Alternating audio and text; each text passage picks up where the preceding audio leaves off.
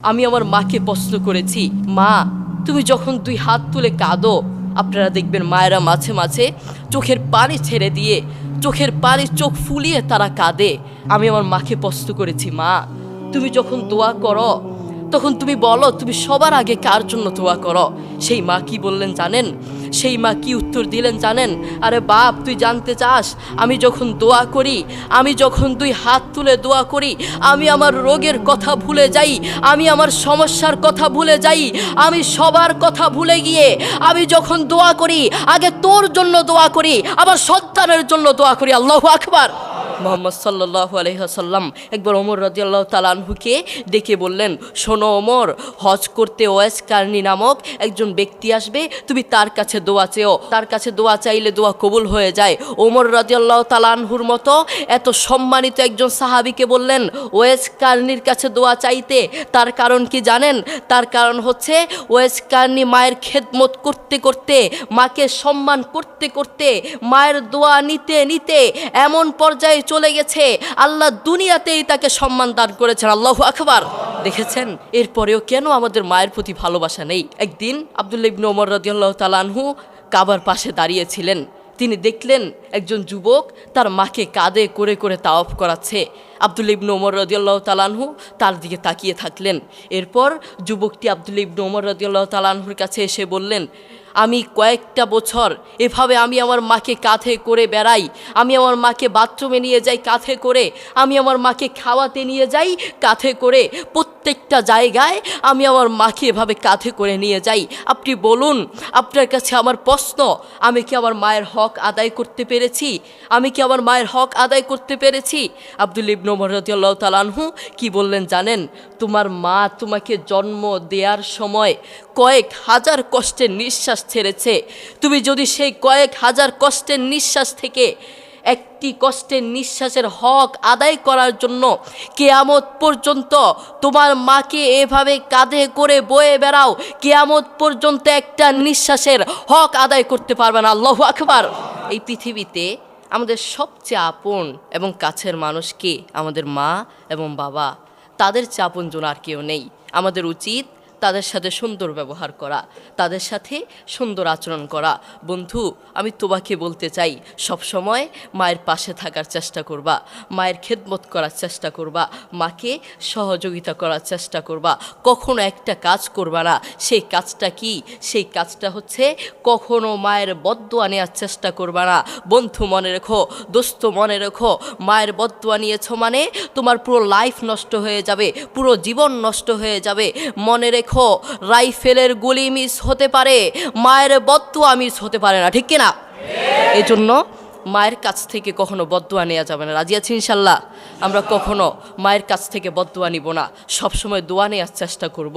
তুমি যদি মায়ের কাছ থেকে দোয়া নাও, আল্লাহ সুবহানাহু ওয়া তাআলা তোমাকে দুনিয়াতেই আল্লাহর দয়ায় সম্মানিত করে ফেলবেন। এই জন্য ওমরের মতো সাহাবীকে বললেন ওয়েস কারনির কাছে দোয়া চাইতে। এই জন্য আমরা মায়ের দোয়া নিব, মায়ের সাথে সুন্দর আচরণ করব। রাজি আছি ইনশাল্লাহ? আমরা মায়ের সাথে সবসময় সুন্দর আচরণ করার চেষ্টা করব। আপনি দেখেন, আপনার মা আপনাকে প্রকৃতভাবে ভালোবাসেন ভাই, আপনাকে নিজের জীবনের চেয়েও ভালোবাসেন। আর কাউকে ভালো না বাসলেও তার সন্তানকে ভালোবাসেন। আপনার বন্ধু আপনাকে স্বার্থের জন্য ভালোবাসে, যারা আপনার জন্য পাগল তারা আপনাকে স্বার্থের জন্য ভালোবাসে। আপনার প্রিয় মানুষ আপনাকে স্বার্থের জন্য ভালোবাসে। সারা পৃথিবীটাই ধোঁকা, আপনাকে সবাই স্বার্থের জন্য ভালোবাসে। আপনার প্রতিবেশী আপনার কাছে আসবে স্বার্থের জন্য, আপনার প্রিয় মানুষ আপনার কাছে আসবে স্বার্থের জন্য, আপনার ভালোবাসার মানুষ আপনার কাছে আসবে শুধুমাত্র স্বার্থের জন্য। সারা পৃথিবীটাই ধোঁকা ধোঁকা, সারা পৃথিবীটা আপনার থেকে নিতে চায়, কিন্তু আপনার মা আপনাকে নিজের জীবনের চেয়েও ভালোবাসে, কিন্তু সেটা আপনি জানেন না। করোনা হওয়ার পরে, করোনার কথা মনে আছে? করোনা হওয়ার পরে আপনারা দেখেছেন বন্ধুর কাছে যায় নাই, প্রতিবেশী আরেক প্রতিবেশীর কাছে যায় নাই, স্বামী স্ত্রীর কাছে যায় নাই। করোনা হওয়ার পরে বন্ধুর কাছে যায় নাই, বান্ধবীর কাছে যায় নাই, এক বন্ধু আরেক বন্ধুর কাছে যায় নাই, প্রতিবেশীর কাছে যায় নাই।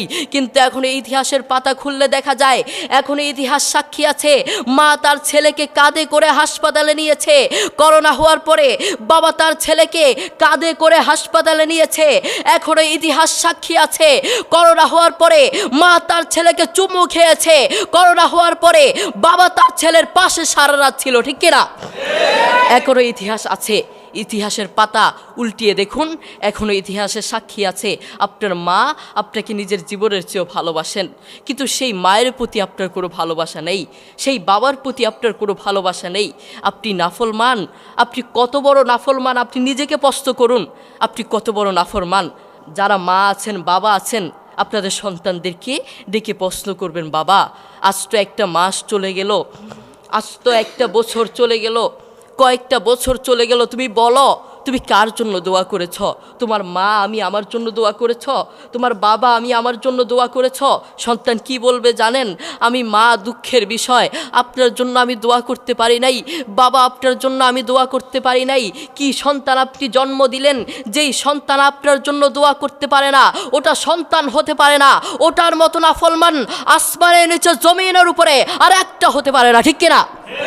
যেই সন্তান তার মায়ের জন্য দোয়া করতে পারে না, ওটা কিসের সন্তান হলো? এই জন্য আমরা সবসময় মায়ের খেদমত করার চেষ্টা করব, মায়ের কাছ থেকে দোয়া নেওয়ার চেষ্টা করব। বন্ধু তুমি জানো, যুবক তুমি জানো, তোমার মা তোমাকে জন্ম দেওয়ার সময় কত কষ্ট করেছেন, সেই মায়ের জন্য তুমি দোয়া করতে জানো না। আমি আমার মাকে প্রশ্ন করেছি, আমার বাবা আমার দাদুকে প্রশ্ন করেছে, মা তুমি যখন দুই হাত তুলে কাঁদো, আপনারা দেখবেন মায়েরা মাঝে মাঝে চোখের পানি ছেড়ে দিয়ে, চোখের পানি চোখ ফুলিয়ে তারা কাঁদে। আমি আমার মাকে প্রশ্ন করেছি, মা তুমি যখন দোয়া করো তখন তুমি বলো তুমি সবার আগে কার জন্য দোয়া করো? সেই মা কি বললেন জানেন? সেই মা কি উত্তর দিলেন জানেন? আরে বাপ তুই জানতে চাস, আমি যখন দোয়া করি, আমি যখন দুই হাত তুলে দোয়া করি, আমি আমার রোগের কথা ভুলে যাই, আমি আমার সমস্যার কথা ভুলে যাই, আমি সবার কথা ভুলে গিয়ে আমি যখন দোয়া করি আগে তোর জন্য দোয়া করি, আমার সন্তানের জন্য দোয়া করি। আল্লাহু আকবার। দেখেছেন মায়ের প্রতি আমাদের কোনো ভালোবাসা নেই,